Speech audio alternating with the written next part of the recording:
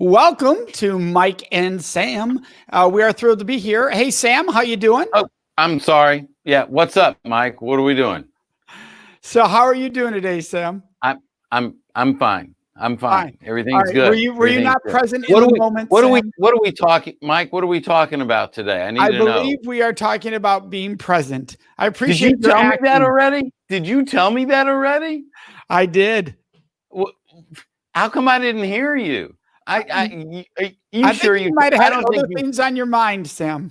I don't think you told me that, because if you'd have told me that, I would have heard you. I would know that's what we're talking about. Well, we know I did tell you because we even texted about it. Okay. Okay. So what's the whole big deal about being present? What's the problem here? So good question, because when we're not present, what just happened, good acting, Sam, what just happened Acting? This is my life. What are you talking about? could be very frustrating for the person who's not being heard. And you don't need to be in a business office for that to happen, right? Marriages, relationships, parenting, this shows up everywhere, being present. And I'm going to start it off a different way than maybe we thought it was going to go, Sam, because I think sometimes being present is just hearing what the other person needs. That's it. That's all you need in that moment. You and I had that happen today, and it wasn't intentional. It's just the nature of our friendship. And that you called me to check in, and within a couple minutes, we are diving really deep on a messaging that you're putting out, and we're diving hardcore into it with no plan of doing that. But it's it just fit the moment. It's what was on your mind. I enjoyed being able to be present for that. And it was fun and it was fulfilling. And it was just by being present in the moment. Well, you picked up that I was having some angst or frustration, or feeling bogged down, and you jumped in and you were there to help me through the wording and to talk about it all. And so it was about you being present in that moment and seeing where my needs are. And it's interesting because I called you, and what's the first thing I said after good morning?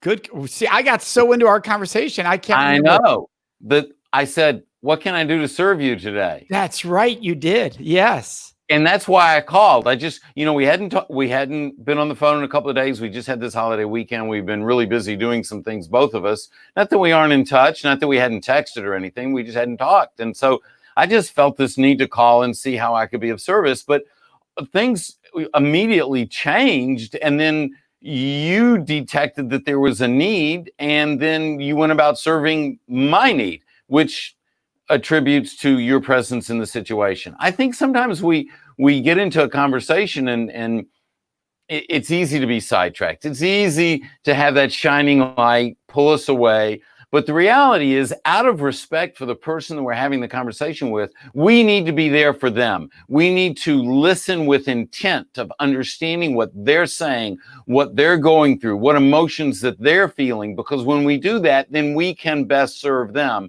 And that's what you did for me this morning. Well, I appreciate it. You've done it for me a million times. And one of the things that I think we can feel guilty about, hey, Rachel, thanks for joining us. Love that you're here with us today. And we want everybody to comment about how being present in your life plays into your life or not being present. And it can really vary on relationship, right? I mean, Sam, you just hinted at it, but you and I frequently will talk every day, or we definitely almost text every day. I think sometimes people see a show like this, and I've had people ask, who is this Sam person, or and they don't recognize how much we are in touch. And so to be present, I think, is easier in our relationship because it's built on so much communication and so much honesty and challenging each other. I think sometimes it's harder to be present for those relationships that there's a little barrier to, or that we're not there as commonly or as frequently. And so it's about focusing and being there for that person who we don't have that same connection with. Well, and that's really where being present comes in. Have you developed a mindset, a lifestyle, a habit?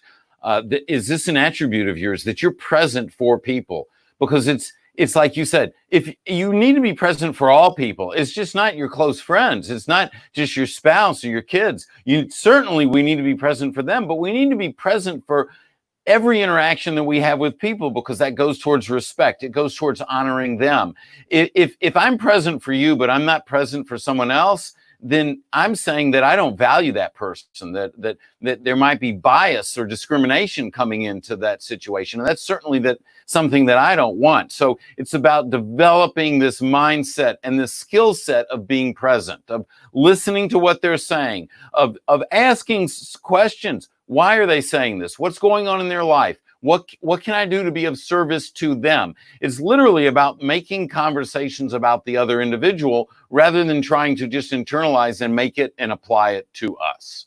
Yeah. And I love, by the way, hi, Quentin, appreciate seeing you on here. And Rachel, great point here that it's outside the circle that we have to really be conscious of.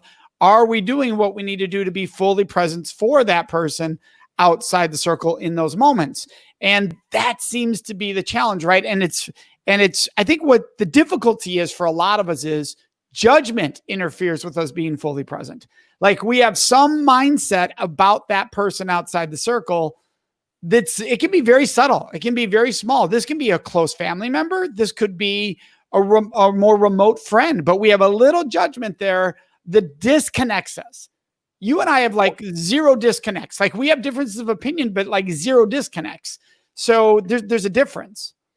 Well, and as soon as we judge somebody, we're going down a slippery slope. As soon as we judge somebody, then what happens is we're then taking what they say and we're trying to interpret that. We're putting value on that, and we might actually be shutting them out. We probably are. We're tuning them out. We're not paying attention because we're saying what they say doesn't have the same value, the same worth as what someone else says.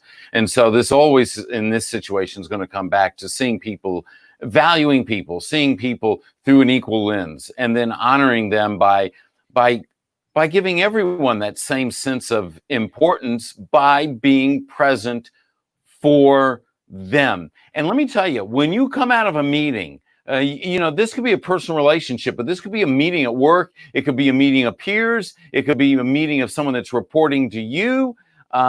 When people leave a meeting and feel like they were heard, they feel like they were valued, they feel important in the situation, they feel like they're an important part of the process. And that's going to come from being present. That doesn't mean you have to agree with them. That doesn't mean you have to buy into their logic. We can have difference. You and I have difference of opinion all the time, but we hear each other out and we're present and we acknowledge that we've heard the other person. Yeah, and that's just it. It's okay to push back. What's that? You're laughing. Well, I'm laughing because right before we get on here, for anybody watching or listening, we're like, we will continue this conversation after the show today. You were wrong. I just didn't have the opportunity to finish proving that you were wrong. But that's a separate issue. Exactly. Yeah, I mean, that's just it. You can have fun with the difference. And that is the big difference there. And look, we all know that when somebody's talking to us and is not fully present, it feels horrible. It does not feel good. Now, the mistake we can make sometimes is thinking that it's about us. Like sometimes they're not present because they need us to be even more present. Like something's happening in their life. I know that when I'm overwhelmed, when I'm trying to build all these new things and somebody's asking me, how are you doing? How this, I might be more disconnected. I probably need them to dig deeper, to be even more present for me in that moment. Instead of thinking Mike's not totally here, I'm zoning him out. I want to do the opposite for my friends in that moment. I want to be like, hey, and you and I do this every now and then. Sam, something seems up. Something seems wrong. Or you'd be like, Mike, your energy doesn't feel. That's when you push farther to help that person instead of disconnecting, which is, I think we naturally want to do. Like, whoa, they're not really here for me. I'm just going to move on versus, how can I dig deeper to help this person? They might be needing a little love right now, a little support.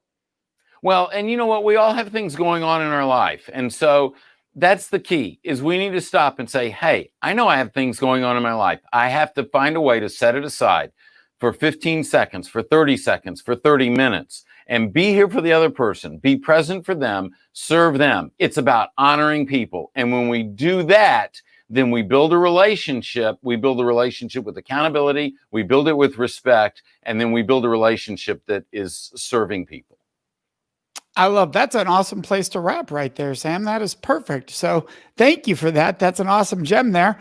We want to make sure everybody can find us. Of course, you can find us on iTunes, Mike and Sam. You can find us on youtube.com/Sam Silverstein or /Center for Respect. There's a little bell there. If you click that, it'll notify you when we go live, which is awesome. You can subscribe and like. All three of those make a big difference. Same with iTunes, by the way. They all make a huge difference. We want to thank you for joining us this week. Hope to see you next week. Take care.